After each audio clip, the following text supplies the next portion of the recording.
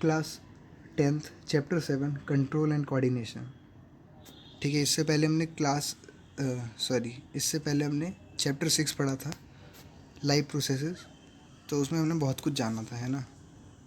तो यहाँ पे हम जानने वाले हैं रिफ्लेक्स के बारे में, कि अब हमें ये पता है कि इंसान ज़िंदा है, ग्रो कर रहा है, मूवमेंट कर रहा है, मगर वो किस तरह से नेचर के इन्वायरमेंट की वजह से रिस्पॉन्ड कर रहा है, ये जानेंगे।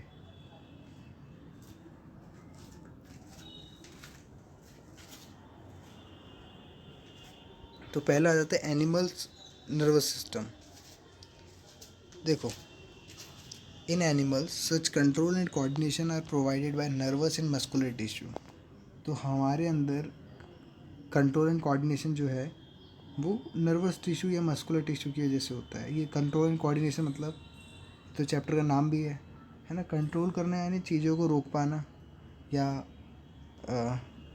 एक तरह से ऐसे बोलते हैं रोक कंट्रोल कर पाए आपको, है ना।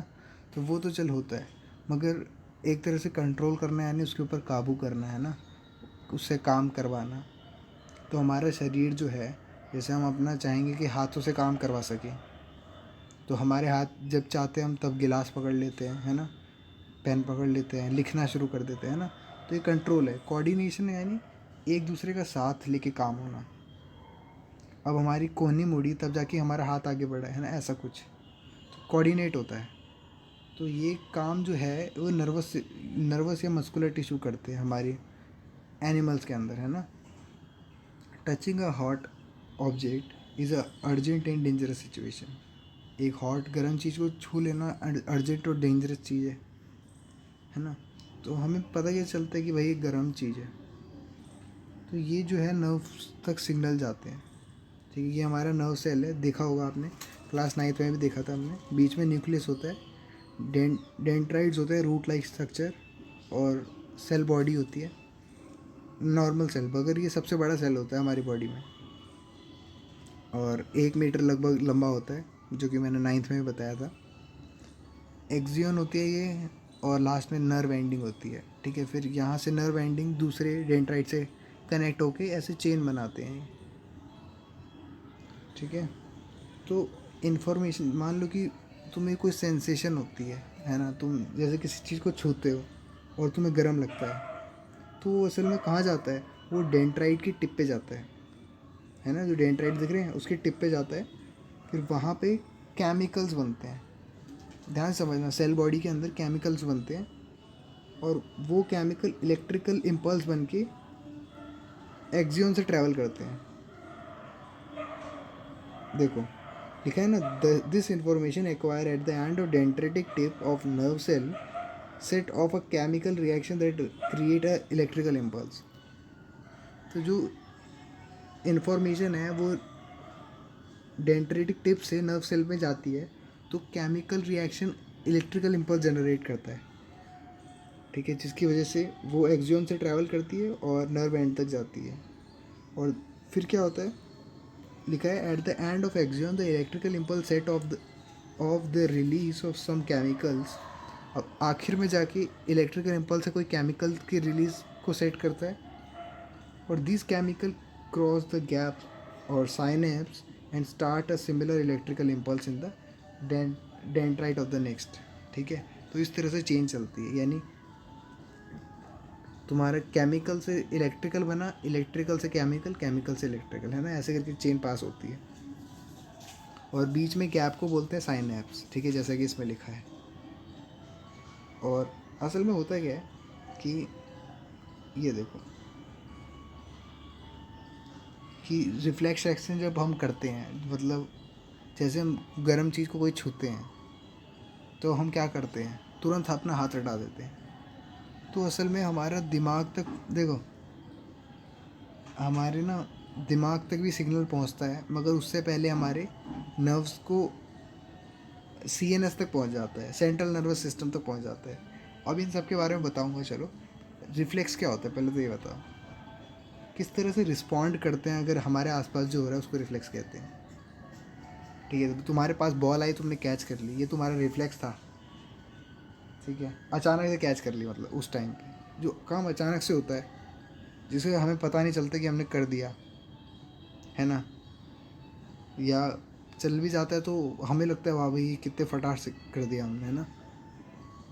जैसे बस से कूद जाना, भाई ये कैसे कूद गया, है ना, सोच समझ के तो कूदे नहीं होगी, है ना। ऐसा कोई काम, या गिलास हाथ से छूट जाना, है ना, तो वहाँ तुम्हारा दिमाग स्लो होता, समझ नहीं पाता है क्या हो रहा है, बाद में पता चलता है उसको, लेट पता चलता है, ठीक है। वो इतना कम टाइम में होता है कि तुम्हें लगता है कि हाँ भाई तुरंत पता चल गया। आगे सुनो कि हम रिस्पॉन्ड कैसे करते हैं। ये देखो, ये फिगर दिखाता हूँ आपको, ये असली फिगर, रिफ्लेक्स आर्क कहते हैं इसको, इस सिस्टम को। कि जब हम गर्म चीज़ को छूते हैं, जैसे ये यहाँ पे क्या है, उबला हुआ पानी है, अब पानी का गर्म लगेगा हाथ पे, तो हाथ क्या हो गया, रिसेप्टर हो गया। अब रिसेप्टर से सेंसरी न्यूरॉन तक जाएगी बात, है यहाँ से स्पाइनल कॉर्ड, स्पाइनल कॉर्ड पता है ना, हमारी हड्डी रीढ़ की होती है जो, वहाँ पे उसको हम कहते हैं सेंट्रल नर्वस सिस्टम, ठीक है, CNS कहते हैं शॉर्ट में। तो सेंसरी न्यूरॉन से हमारे CNS में जाएगा, उस वो ऑर्डर देगा रिले न्यूरॉन को कि मोटर न्यूरॉन से बोलो कि इफेक्टर को काम पे लगवा दो। समझो क्या हुआ, रिसेप्टर ने हाथ हाथ लगाया गर्म चीज़ को, सेंसरी न्यूरॉन से पास हुआ, रिले न्यूरॉन ने अपना काम शुरू करा, मोटर न्यूरॉन से सिग्नल पहुंचा, और इफेक्टर जो कि काम दिखाएगा अपना, ये है मसल सेल्स, है ना। क्या करेंगे, कॉन्ट्रैक्ट हो जाएंगे। इससे क्या होगा, हमारा हाथ अपने आप पीछे हो जाएगा, है ना, हाथ छूट जाएगा।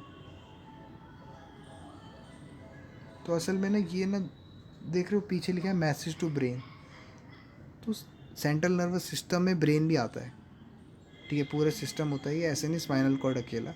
मगर सबसे पहले पता चलता है स्पाइनल कॉर्ड को, वो अंदर ही मामला सुलझाने की कोशिश करता है, फिर ब्रेन तक भी बात पहुंचती है। मगर फिर अगर तुम्हारा हाथ जल रहा है ना, तो तुम सोचोगे थोड़ी कि क्या करें। इस देखो, वैसे सोचते भी हैं, अगर मान लो कि तुम्हारा कोई बहुत कीमती चीज़ है जो कि टूट जाएगी अगर तुमने से गिरा दिया तुमने, तो बहुत महंगी चीज़ है, तो एक पल के लिए तुम्हारा दिमाग उसको इफेक्टर को काम करने से रोकेगा, फटाफट से रख दे इसको एक जगह पे, है ना, तब जाके अपने हाथ को वो करो कि भाई दर्द हो गया बहुत, है ना। तो इसको रिफ्लेक्स आर्क कहते हैं, जो फटाफट से काम होता है ना। ये बात हमें स्पाइनल कॉर्ड तक, हमारे स्पाइनल कॉर्ड को पहले पता चल जाती है हमारे दिमाग से। अब आ जाते हैं ह्यूमन ब्रेन पे, है ना। Is reflex action the only function of the spinal cord? Obviously not. Since we know that we are thinking beings, spinal cord is made up of nerve which supply information to think about. ठीक है, तो spinal cord सिर्फ nerve से नहीं बनता, हम जैसा कि सोच भी सकते हैं।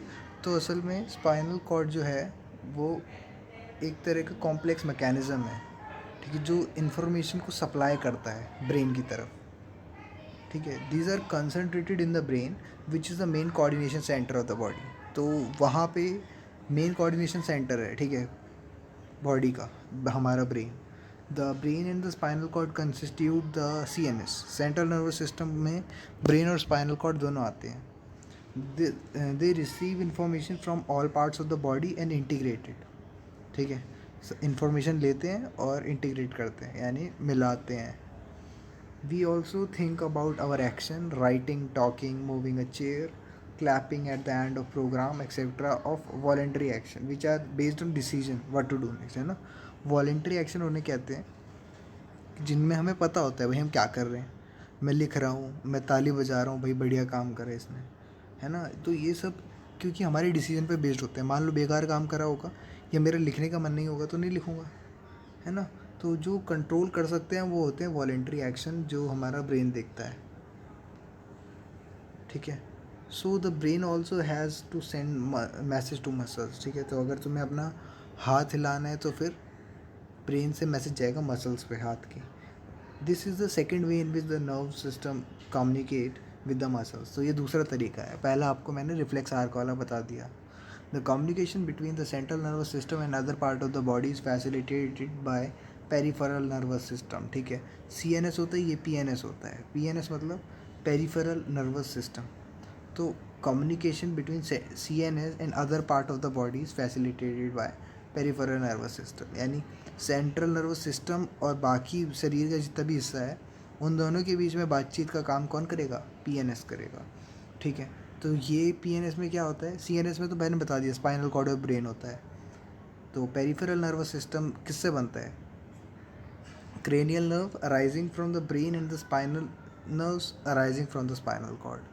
तो अब थोड़ा CNS का एक तरह से पार्ट हो गया ये PNS, जो क्रेनियल नर्व्स ब्रेन से आती हैं और जो स्पाइनल नर्व्स स्पाइनल कॉर्ड से आती हैं, उन दोनों से मिलके बनता है हमारा पेरिफेरल नर्वस सिस्टम। ठीक है, the brain thus allows us to think and take actions based on that thinking। तो हमारा ब्रेन टाइम लेता है सोचने का, है ना, कभी कभार फास्ट भी कर लेते हैं, मगर फिर भी वो टाइम है एक लेना है। As you will expect this is accomplish through a complex design with different parts of the brain responsible for integrating different inputs and outputs। The brain has three such major part or region, namely forebrain, midbrain और hindbrain। ठीक है, तो देखो complex task होता है, सारे brain में जो है वो डिफरेंट पार्ट जो होते हैं वो इंटीग्रेट करते हैं, आपस में मिलजुल के डिसीजन लेते हैं, है ना। और ब्रेन जो है वो बेसिकली तीन चीज़ों से मिलके बना है, तीन पार्ट्स हैं उसके, फोर, मिड और हिंड। तो बताते हैं फोर ब्रेन में क्या होता है। फोर ब्रेन एक thinking part of the brain होता है जनरली। ठीक है, it has the region which receive sensory impulse from various receptor. ये क्या कर, इसमें क्या होता है, सेंसरी वो होती हैं, इम्पल्स होती हैं फ्रॉम वेरियस रिसेप्टर, यानी जो हुआ है हमारे साथ, जो हो रहा है हमारे साथ वो महसूस हो रहा होता है हमें इस पार्ट में। ठीक है, थिंकिंग पार्ट होता है ये। Separate area of forebrain are specialise for hearing, smell, sight and so on. यानी एक एरिया भी होते हैं, छोटे छोटे एरिया होते हैं ब्रेन में जो कि रिस्पॉन्सिबल होते हैं कि खुशबू जो आ रही है वो कैसी आ रही है, बढ़िया आ रही है एकदम, है ना, किस चीज़ की आ रही है, इस क्या सुनने का क्या है, देखने का क्या है ना, सब कुछ। तो ये ब्रेन के फोर ब्रेन पार्ट में होता है। There are separate areas of association where the sensory information is interpreted by putting it together with the information from other receptor as well as with the information is already stored in the brain. तो बहुत सारी चीज़ें एक साथ मिलके काम होता है कि सेपरेट एरियाज़ बन रखे हैं हर चीज़ के। ठीक है, जहाँ पे इंफॉर्मेशन जो है वो हमारे पे आती है और जो हमें रिसेप्टर देता है, जो हमें मिलती है और जो हमारे पास पहले से है, उन सबको एक साथ बेसिस पे डिसीजन होता है। ठीक है, तो based on all this a decision is made about how to respond and the information is passed on the motor areas which control the movement of voluntary muscles. इन तीनों चीज़ों को कंसीडर करते हुए, इन सब चीज़ों को कंसीडर करते हुए इन्फॉर्मेशन को लिया जाता है, कंज्यूम किया जाता है और उसके हिसाब से रिस्पॉन्ड किया जाता है। ठीक है, और इन्फॉर्मेशन कहाँ जाती है? मोटर एरिया में जाती है, जो कंट्रोल करता है मूवमेंट ऑफ वॉलंटरी मसल्स, यानी हमारे अनुसार चलने वाली मसल्स का। ठीक है, वॉलंटरी जहाँ भी आ जाता है वहाँ दिमाग काम करता है हमारा। ठीक है, जैसे कि हमारे लेग मसल्स हैं।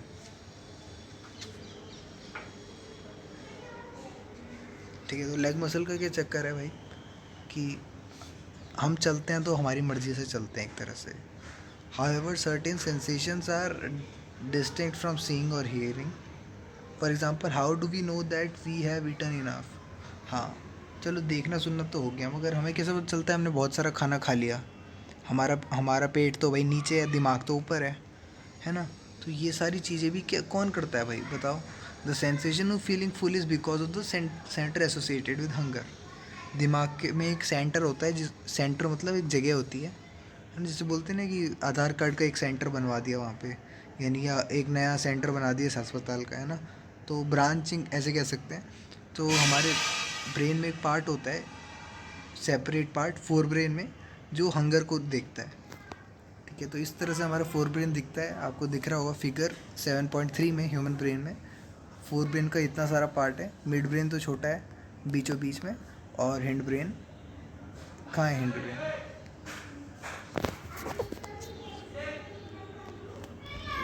कहाँ गया भाई? ये रहा, देखो नीचे छोटा सा दिख रहा है, पोन्स मेड्यूला और सेरिबेलम। आते हैं, इस पर भी आते हैं। पहले तो फोर ब्रेन के बारे में हम जान गए, है ना। Study the label diagram of human brain, we have seen that the different part has specific function. Can we find out the function of each part? Forebrain में देखो, सेरिब्रम है, केरनियम है ना। और इसमें अलग अलग पार्ट्स होते हैं, एक तरह से मेजर पार्ट कंसिस्ट करता है ब्रेन का। और कुछ इन्होंने बताया कि इनके बारे में? फ़िलहाल तो नहीं बताया। चलो चलो, फ़िलहाल तो अभी हमें जितना बताया है यही सब है, कॉमन चीज़ें है ना, कि वॉलंटरी एक्शन, फिर hearing, listening, sorry, hearing, eating, smelling, seeing, है ना, इन सब चीज़ों को देखा जाता है। Let us look at the other use of the word reflex that we have talked about in the introduction. ठीक है, रिफ्लेक्स का दूसरा मतलब क्या होता है भाई? Our mouth water when we see food like without our means to. ठीक है, देखो अब खाना किसी का भी हो, तुम्हारे सामने कोई खाना भी खा रहा है, तुम्हारे मुंह पे पानी आ जाता है, यहाँ तक कि मेरे को सोच के भी आ जाता है पानी, है ना। सोचो अगर खाने के बारे में, कोई बढ़िया सा मज़ेदार खाना हो तो पानी आ जाता है। वो कैसे, क्यों आता है? Our heart beat without our thinking about it, है ना। हमारा दिल धड़कता रहता है, और ये क्यों धड़कता है भाई? In fact, we cannot control these action easily by thinking about them, even if we want to. तो हम चाहते हैं कि भाई मुंह पे पानी ना आए, हमारा दिल ना धड़के जब हम ना चाहें तो, है ना, मगर ऐसा कर नहीं पाते। तो क्या हमें याद रखने की ज़रूरत होती है कि भाई हमें सांस लेना है, या खाना जो खाया उसको पचाना भी है ना। ये सब ऑटोमेटिक प्रोसेस है ना। So in between the simple reflex action like change in the size of pupil and the thought out action such as moving a chair, there is another set of muscle movements over which we do not have to any thinking control. तो कभी कभार क्या होता है कि बहुत सारी चीज़ें कुछ ऐसी होती हैं जिस पे हमारा बिल्कुल भी बस नहीं चलता।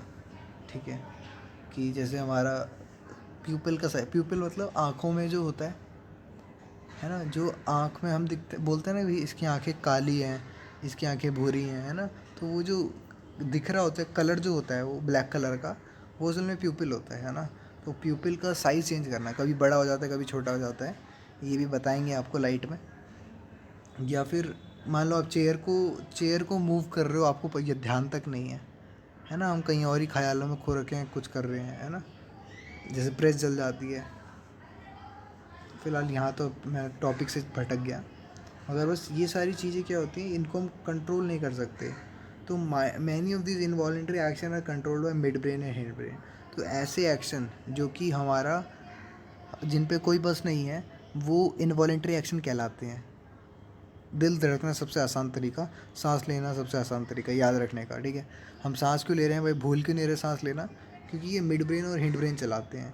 ठीक है, all this involuntary action include blood pressure, हमारा ब्लड प्रेशर, सलाइवेशन यानी लाल डाल टपकना या उल्टी करना, या ये सब चीज़ें कंट्रोल होती हैं मेड्यूला से।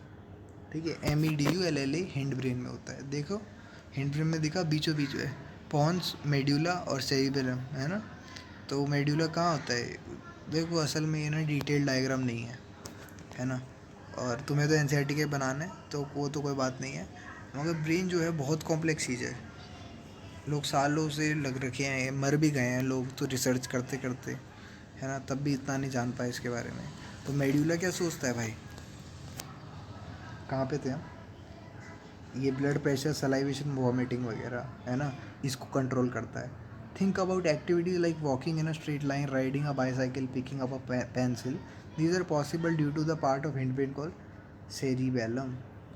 मान लो तुम सीधे चलना है, तुम्हें ऐसा कोई बोले, चल गए भाई। लिखना है तुम्हें, साइकिल चलानी है बैलेंस बना के, है ना। इन सब चीज़ों में जहाँ बैलेंस वैलेंस बनने का काम आता है, या जहाँ पे एकदम सटीक काम करने की कोशिश होती है, वो सेरिब्रम उसको देखता है, ठीक है, उसकी रिस्पॉन्सिबिलिटी होती है। तो cerebrum responsible for precision of voluntary action and maintaining the posture and balance of body. तो दो चीज़ों को मेनली मेंटेन करके रखना, हमारे बॉडी के पॉस्चर को, है ना। कहाँ लिखा था भाई? मेंटेनिंग पॉस्चर बैलेंस, हमारे बॉडी के बैलेंस को मेंटेन करना, और जो भी प्रिसाइज काम करते हैं, ठीक है, जो हीरा जो बनाता है या जो सोने का काम करता है, वो एकदम सटीक काम करने की कोशिश करता है ना। तो सेरिब्रम करवा रहा है उसका ऐसा काम। ठीक है. It is responsible for precision of voluntary action and maintaining the posture and balance of the body. हो गया ये. Imagine what would happen if each of this event fail to take place if we do not think about it. अब मान लो कि क्या हो जाएगा उस टाइम पे जब हम इस चीज़ को भी ध्यान रखना पड़ जाएगा, है ना. मतलब हम सेरिबेलम कहाँ है, ये रहा. हेड ब्रेन में लिखा है ना, मेडुला के नीचे देखो. सेरिबेलम और सेरिब्रम अलग अलग है. सेरिब्रम जो है, बैलम डबल एल आ रहा है ना, बेल है ना, तो ये हिंड ब्रेन है. ठीक है, हिंड ब्रेन बोलो. और सेरिब्रम जिसमें कोई एल नहीं है वो हमारा फोर ब्रेन में होता है. कभी कभार पेपर में इन दोनों में अंतर पूछ लेते हैं. अभी बता रहे हैं उसका ऊपर वाले का. ये स्किप तो नहीं हो गया क्या? आ जाना चाहिए था.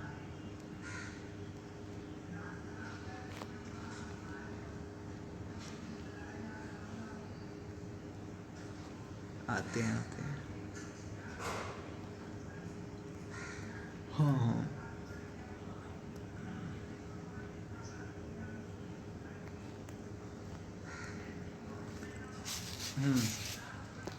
तो क्या होगा अगर हम इन चीज़ों के बारे में हमें सोचना पड़ जाए और हम ना सोचें, मतलब, है ना, कि बॉडी का पॉस्चर मेंटेन करना है, हमारी बॉडी सही से नहीं खड़ी हो रखी ना, ये सब चीज़ें. How are these tissue protected.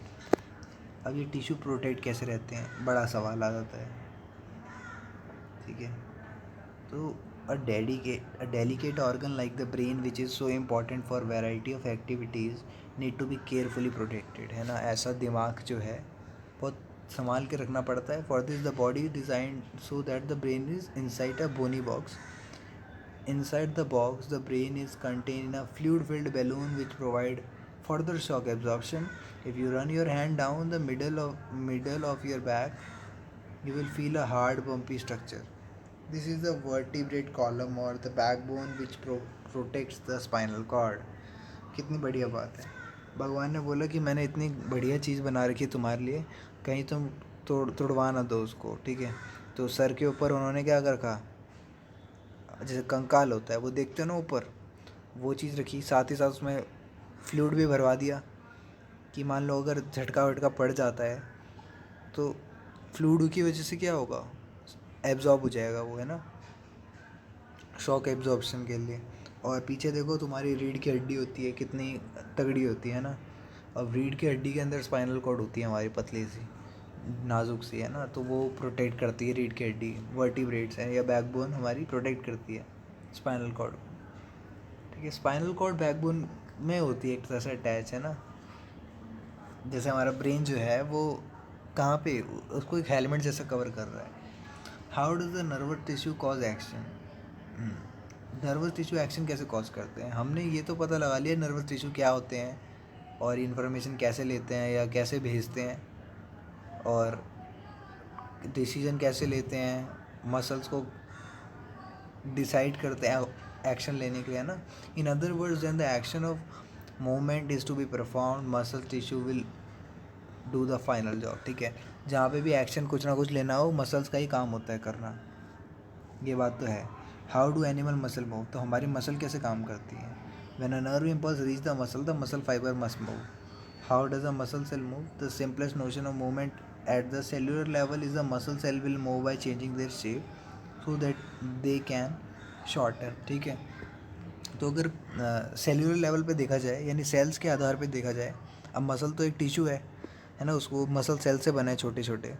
अब जैसे ही नर्व्स जो होती हैं वो सिग्नल लेके आती हैं, अब मसल सेल को अपना शेप चेंज करना पड़ जाएगा जिससे कि टिश्यू का शेप वो हो जाए और हमारी मूवमेंट हो पाए, है ना. तो so the next question is how do muscle cell change their shape. अब सवाल आता है कि मसल सेल शेप कैसे चेंज कर लेते हैं. तो आंसर जो है वो केमिस्ट्री में डिपेंड करता है सेल्यूलर कंपोनेंट्स की. Muscle cell have special protein that change both their shape and arrangement in the cell in response to nervous electrical impulse. ठीक है. अब भगवान ने, कुदरत ने क्या बना रखा है कि एक अलग तरह का प्रोटीन होता है ना, कहते हैं प्रोटीन पियो, है ना.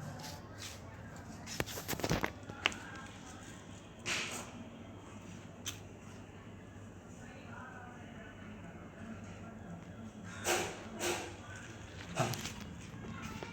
तो ऐसा प्रोटीन होता है जो अपनी जो रिस्पॉन्सिबल होता है शेप चेंज करने के लिए, है ना, special protein that change both their shape and arrangement in the cell in response to nervous electrical impulse, है ना। तो जिस तरह का इम्पल्स आएगा उस तरह का शेप चेंज हो जाएगी। When this happen, new arrangement of this protein give the muscle cells a shorter form। जब भी ऐसा होता है हमारी मसल सेल्स को शॉर्ट कर देता है ना, यानी छोटा कर देता है नया arrangement. Remember when we talk about muscle tissue in class 9 there were different kind of muscle, जैसे वॉलेंट्री मसल, इनवॉलेंट्री मसल, है ना। जैसे कार्डियक मसल क्या थी हमारी, इनवॉलेंट्री थी, क्लास 9 याद है ना हमको।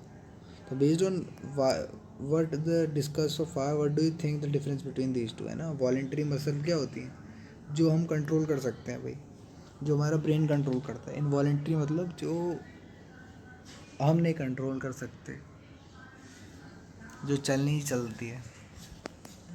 क्वेश्चन आंसर बाद में देख लेंगे, कोऑर्डिनेशन इन प्लांट्स करेंगे नेक्स्ट क्लास में, ठीक है।